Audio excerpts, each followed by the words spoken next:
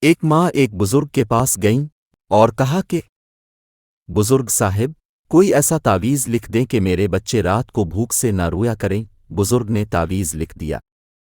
اگلے ہی روز کسی نے روپوں سے بھرا تھیلا ان کے گھر میں پھینک دیا۔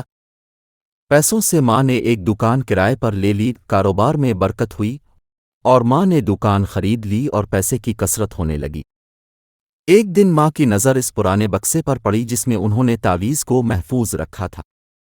جانے بزرگ نے تعویذ میں کیا لکھا تھا؟ تجسس میں اس نے تعویذ کھول ڈالا۔ لکھا تھا جب پیسے کی کثرت ہو جائے تو سارا پیسہ تجوری میں چھپانے کی بجانے کچھ ایسے گھروں میں ڈال دینا جہاں رات کو بچوں کے رونے کی آواز آتی ہو۔ اتنے خوبصورت واقعے کو پڑھنے کے بعد زیادہ سے زیادہ شیئر کریں۔